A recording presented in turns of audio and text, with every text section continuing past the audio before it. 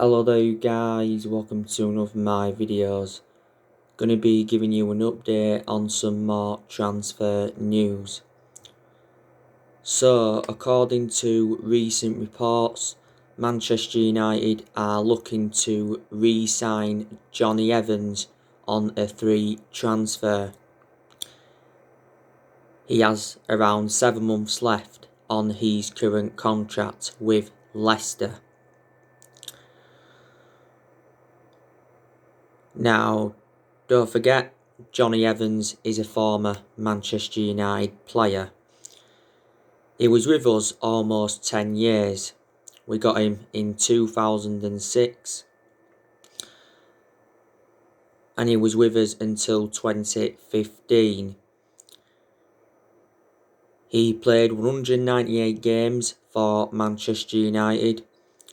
He won the Champions League with us and he won 3 Premier League titles.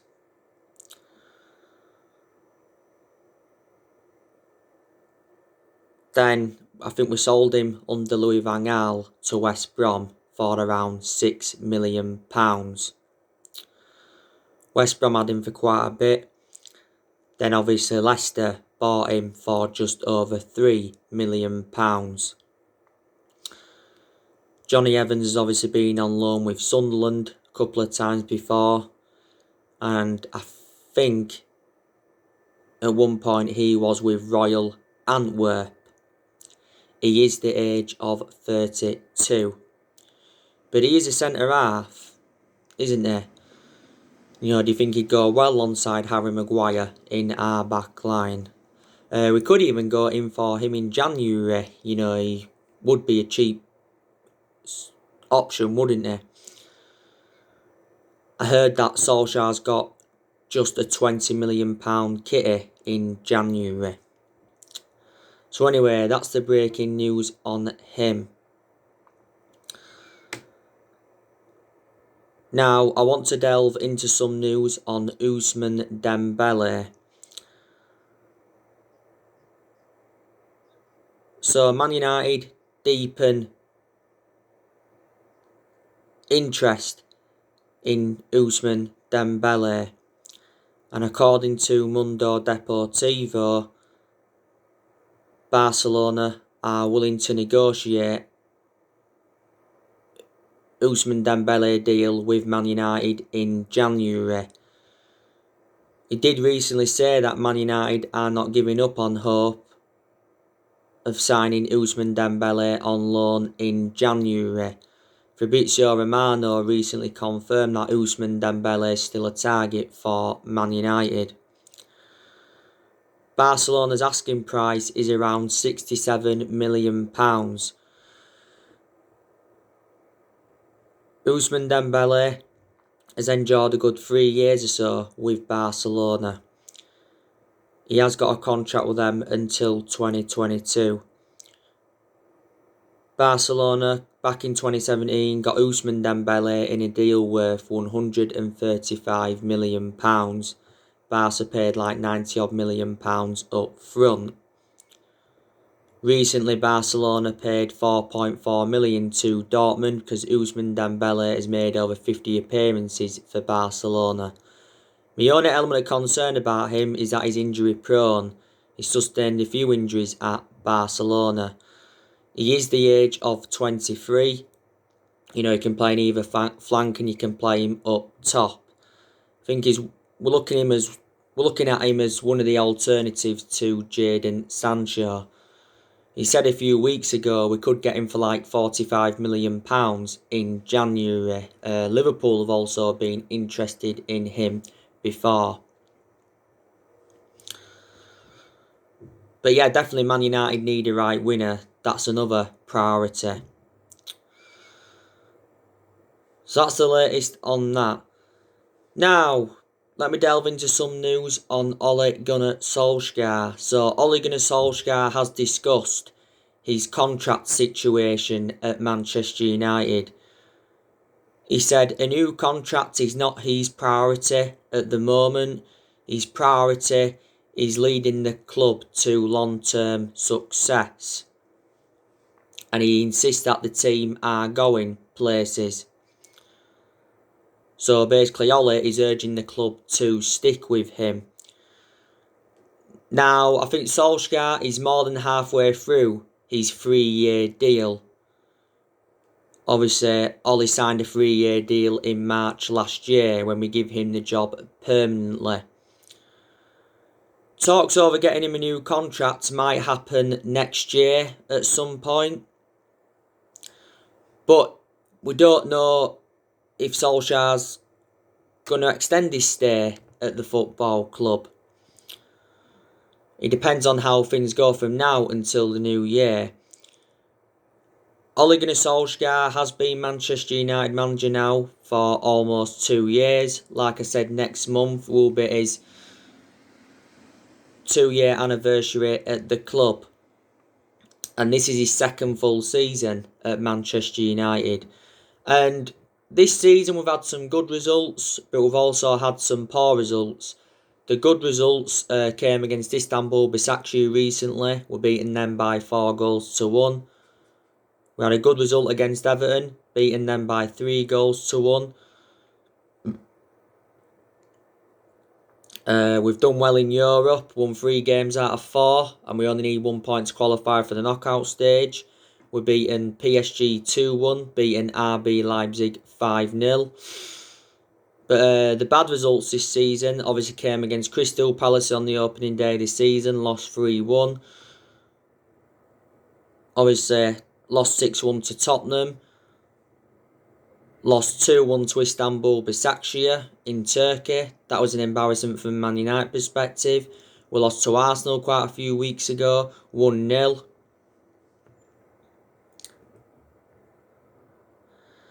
So there you go. And are we like 10th in the Premier League? And we know that's nowhere near good enough to our standards. But yeah, we have been in good form recently because we have won our last 3 games in a row in all competitions. So reflect on that, a lot of pressure would have eased off Ole. But yeah, Solskjaer's got a contract with the football club until 2022. He's managed over 100 games for Manchester United in all competitions. And he's won, nearly 60 games as Man United manager. If we could finish in the top 4 this season, and if we could win a trophy, that would represent a good season for Man United, and then that would give us something to build on. I think there's a chance we could win a trophy this season. You know, we could win the Carabao Cup, we're into the quarterfinals of that. We could win the FA Cup, we won't win the Premier League, and we won't win the Champions League. There's issues at the football club that Ole's got to solve. Like I've said time and time again, he's got to solve the Paul Pogba issue. He's also got to identify his best 11, because I don't think he knows his best 11, Solskjaer. He's obviously got to select the right formation. He has gone a lot with the 4-2-3-1 formation since he got appointed in as Man United manager, but in like the big games he's gone with the 3-5-2 formation. And a few times he's gone with that 4-3-3 formation. But I don't think Ole Gunnar Solskjaer is the long term for Manchester United. Main explanation is because he hasn't got that proven pedigree as a manager. Now I hope I'm wrong. You know, Manchester United is the 3rd club in his managerial career. Before he was with us, he was at Molde.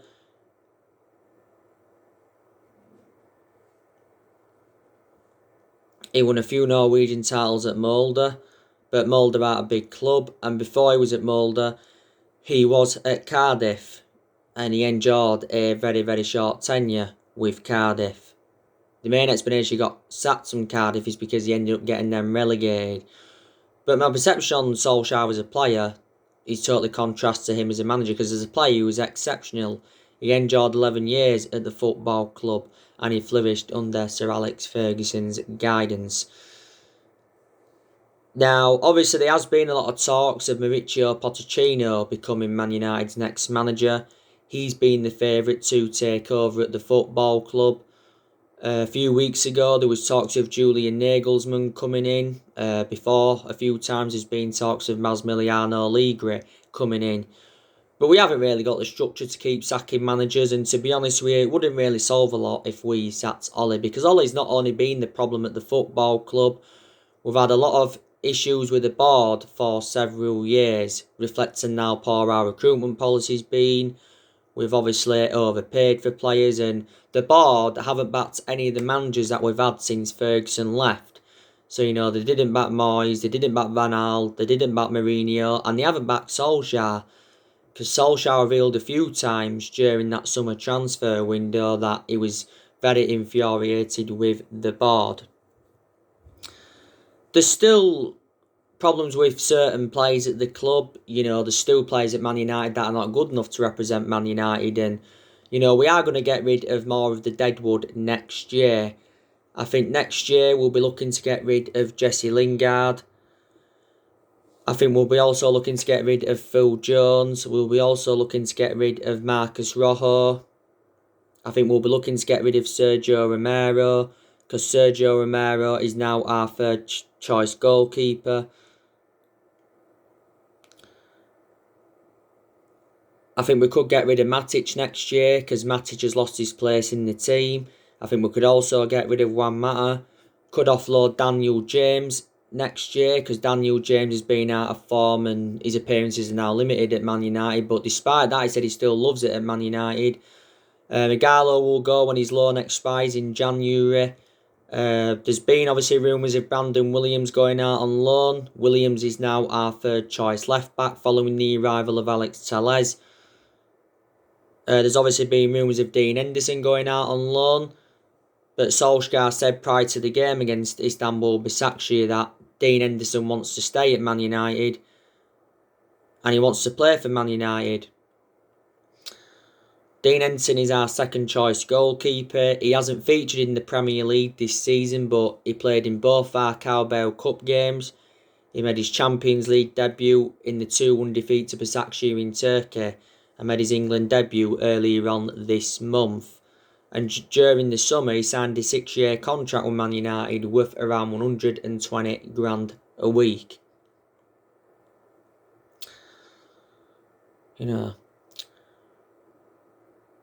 But Solskjaer is inheriting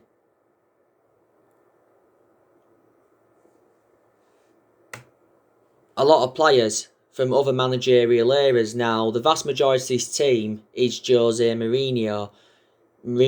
There's still a few players here from the Van Gaal era. There's only one player here from the Moyes era, and I think now there's only 2 players here from the Sir Alex Ferguson era.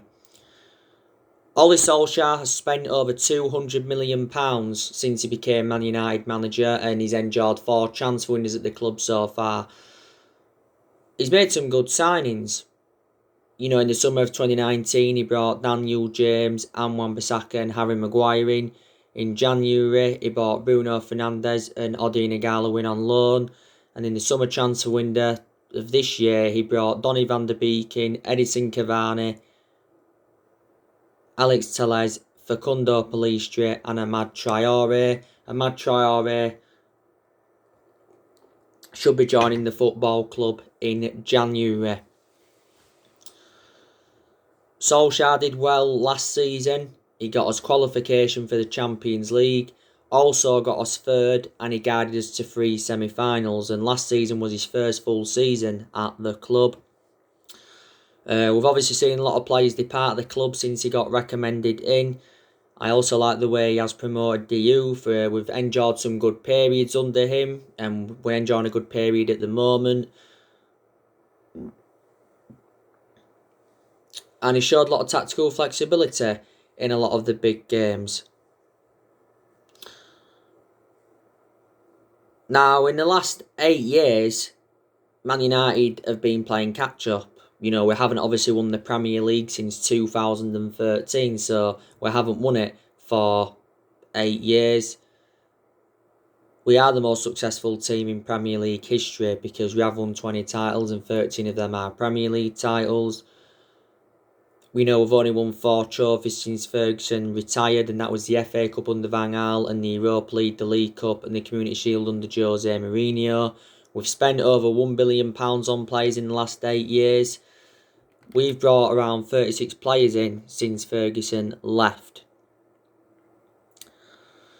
And obviously 3 managers have been sacked since Fergie retired. That was Moyes, Louis van Gaal and Jose Mourinho. So Ollie's our 4th permanent manager since the Sir Alex Ferguson era.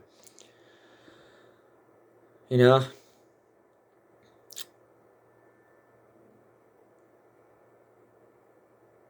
we have got a big game today against Southampton at St Mary's. It's a must-win game for Man United.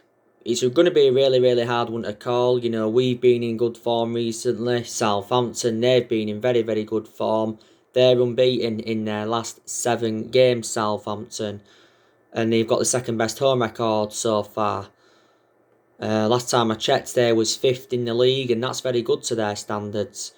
They've registered 17 points from their opening 9 league games. The game at St Mary's last season was 1-1. The game at Old Trafford was 2-2. So the last 2 meetings have been draws. We've got a pretty good record though at St Mary's, haven't we? I think we've played there like 15 times since the move there, and we've won like 10 out of 15. Southampton have got a good manager in Ralph Hasenhüttl. I've got to give him a lot of credit the way he's turned Southampton around.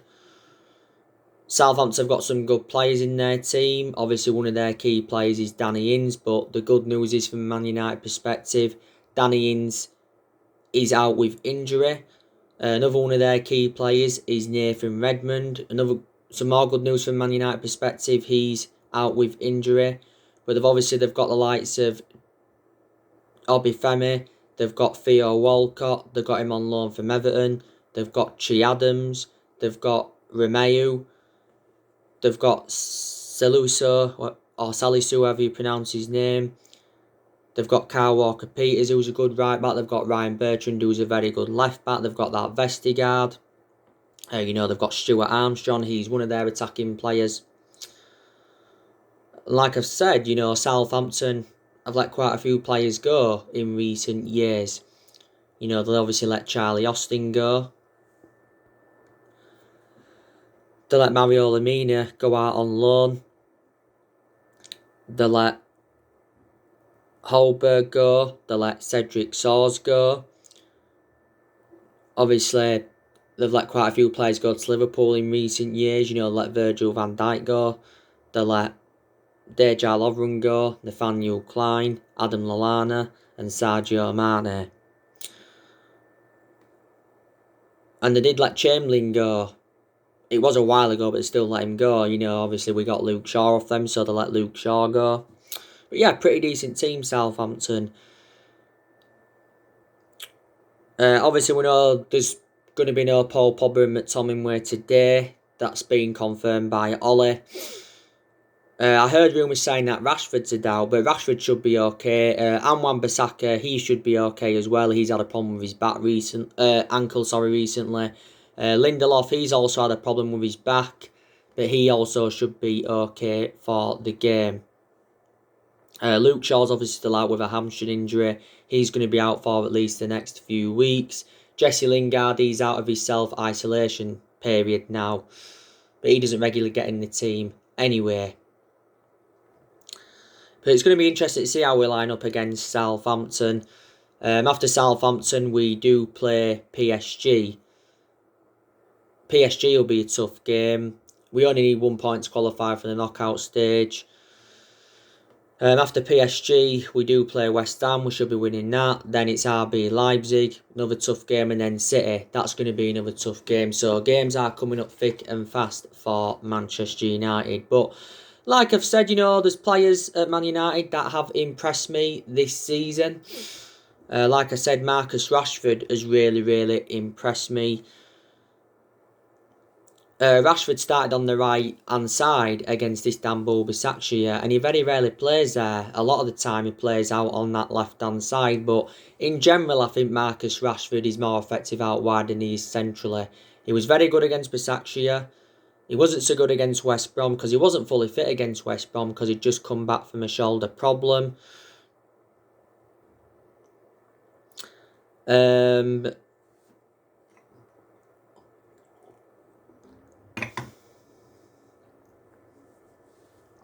He scored some good goals in the league this season.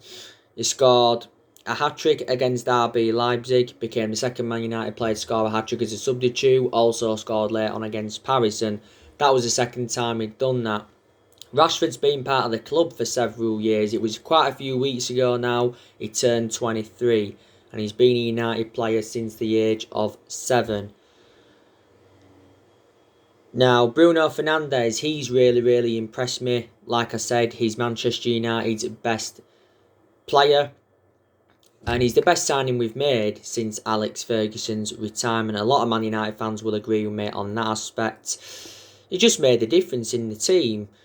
You know, he scored like 21 goals in 35 games for the club. He's provided around 15 assists. You know, a lot of his goals have come from the penalty spot. Bruno Fernandes has been at Manchester United now for almost a year. We got him back in January from Sporting Lisbon for around €55 million. Fernandes has got a contract with Man United until 2025. Last season won Premier League Player of the Month twice, and he also won some Matt Busby Player of the Year award, reflecting on his good performances. But disregarding it, Bruno Fernandes, we'd be in a worse position than we are already in. He obviously plays in that number 10 predominantly. Bruno Fernandes did score twice against Istanbul Başakşehir in our last game. He also scored in our last league game against West Brom. It was a retaken penalty. You know, he scored twice against Everton. So yeah. Edinson Cavani, he's also impressed me recently. Edinson Cavani made a fantastic impact against Istanbul Başakşehir. That was his first start for the football club, by the way. He was also good against West Brom when he came on, Cavani. He obviously scored his first goal for the football club in our 3-1 win against Everton. And he almost scored with his first touch when he came on against Chelsea. We got Edinson Cavani on a free transfer. You know, he signed a 2-year contract with Man United worth around 230 grand a week. And he currently wears that number 7 shirt. Now, I've also been impressed with Donny van der Beek. Donny van der Beek's not played a lot though since he came to Man United. He's not yet made his full Premier League debut for the club. Now, I'm hoping today Donny van der Beek, you know, makes his first start in the Premier League. He should be though, because Pogba and McTominay are available. Donny van der Beek has been getting his opportunities though in the Champions League. You know, he did start against Istanbul Başakşehir and he was playing in a deeper role. He also started against RB Leipzig. He was playing in number 10 against RB Leipzig. But Donny van der Beek can play in like 3 different roles. But I think he's more effective as a deep holding midfield. I really do. We paid £40 million for him from Ajax. He only arrived a couple of months ago. Calcio Mercato reported out recently saying that Juventus are lining up a move for him next summer and are considering a loan with an option or an obligation to buy, and looking to reunite him with Matthias de Ligt. You know, I already give you the update on that. Now, Fred, he's really impressed me, and he's undroppable at the moment. He's had some good games this season. He showed good attacking intent. His defensive contributions been good. There's been a couple of games where he has looked off the pace, but in general he's improved under Solsjaer. You know, we paid £47 million for Donny van der Beek from Shakhtar Donetsk. Luke Shaw really impressed me before he got that hamstring injury, because in the last 2 games Luke Shaw played in, he got 2 assists, didn't he? But my only element of concern about Luke Shaw is too injury prone. He's endured a good 6 years or so now at the football club. We paid £30 million for him from Southampton back in 2014. Luke Shaw. I've been very impressed with Alex Telles recently. Telles has played 3 games for the football club so far in all competitions. He's played twice in the Champions League and he's played once in the Premier League. But yeah, Telles was very good against Başakşehir. He was very good on his Premier League debut against West Brom, and he was good on his Champions League debut against PSG. I said he's going to be a very, very good signing for Man United. We got him for like 15.4 million with add-ons included. I've been very, very impressed with Harry Maguire. He's been very effective in the air. He showed the ability to play out from the back. He's been very good from set pieces. And he's rejuvenated himself because, don't forget, Harry Maguire had early season troubles. He had that incident in Greece before the start of the season. He also had a few knocks. He got sent off in our England's 1-0 defeat to Denmark. Harry Maguire is the most expensive centre-half in the world at the moment because we got him in a deal worth 80 million and he's our current captain. Victor Lindelof, now he's impressed me a few times this season because he's enjoyed some good games, but he's also enjoyed a lot of bad games as a Man United player. I still do have reservations about Lindelof. Lindelof's enjoyed a good 3 years or so now at the club. Paid £31 million for him from Benfica back in 2017. And Wan-Bissaka now, he's impressed me in quite a few games this season. You know, the games he's done well and he has showed some attacking intent and his defensive contributions being good. He's put some good crosses into the box. He's also enjoyed some bad games. We've still got reservations about Wan-Bissaka. You know, we've still got concerns about, you know, his lack of attacking intent and his distribution. He has showed attacking intent, but he needs to show more. That's always been Wan-Bissaka's problem. And Wan-Bissaka scored his first goal for the club in our 4-1 win against Newcastle earlier on in the season. I think that was his first ever senior goal. But yeah, it said yesterday that we're in search for a right back now because of the concerns we've got regarding Wan-Bissaka. This is his second season at Man United. We got him in a deal worth £50 million from Crystal Palace in the summer of 2019. Now, David De Gea, I've been very, very impressed with him. This season, he's made some very, very good saves in quite a few games. But there's been some games where I haven't really had to say much about him because he hasn't had nothing to do. You know, I said he will remain our number one this season. This is David De Gea's 10th season at Manchester United, so he has been a long servant at the club. Juan Mata, you know, he's impressed me in a few of the games he's played in this season. You know, he was good in both our Carabao Cup games. He was also good against Chelsea. He was good against Newcastle. But like the Everton game, the Başakşehir game, he weren't so consistent, Juan Mata. Juan Mata's enjoyed a good 6 years or so at Man United, and I think he's had a good career with us. He's scored 50 goals for the club in all competitions, and he's made over 200 appearances in all competitions. We got him for like £40 million from Chelsea back in 2014. My element of concern about Mata, he has lost that yard of pace. So they are the ones that have impressed me. There's obviously players that have disappointed me as well. You know, Martial's been disappointing this season. He was good against Istanbul Başakşehir recently, but prior to that he has been poor. Solsjaer explained why Martial's been struggling this season. That's because of the 3-match suspension he had in the Premier League, because he did get sent off in our 6-1 defeat to Tottenham, but in reality he shouldn't have been sent off.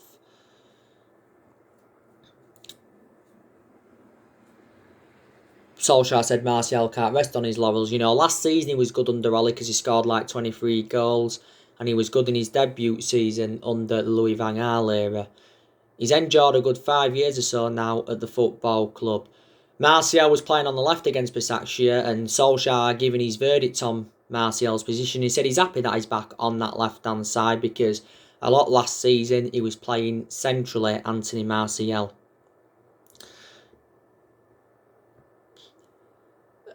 I've obviously been disappointed with Daniel James, but he hasn't played much. But when he has been out of form. But to be fair, he made an impact when he came on against Başakşehir. Obviously got our 4th goal. There's obviously been a lot of rumours, like I said, of Daniel James leaving the club. You know, Leeds United are the ones that have been interested in him. Pogba, he's also been very, very disappointing. I'm expecting Paul Pogba to leave the football club next year. I really, really am. We don't want to let him go on a free transfer. You know, we obviously want to cash in for him. Pogba's missed our last 2 games because he's had an ankle injury. This ankle injury is totally contrast to the one last season, like Solsjaer confirmed. But Pogba's not happy at the club, obviously. You know, he made quite a few comments during the international break, didn't he?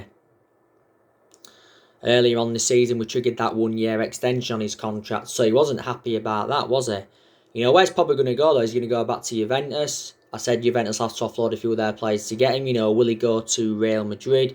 You know, we will have to see. But Solskjaer's backs Paul Pogba to improve, doesn't he? You know, McTominay, he's had some good games, but there's also been games where he's also disappointed me. So there you go. Obviously, Eric Bailly, my element of concern about him is too injury prone. So reflects on that, could he be sold next year? He's just come back though from muscle injuries, Eric Bailly. Axel Tuanzebe, he's played a few games since he came back. Timothy Fosu-Mensah, there's been stories coming out saying that we've offered him a 3-year contract. Solskjaer wants to keep him at the club. He's only started like 4 games in the 3.5 years he's been at Man United, Timothy Fosu-Mensah. So anyway guys, that's everything to update you today. Drop your comments, like, explore on the channel. If you do, consider subscribe as always, and take care. God bless you all again very, very soon.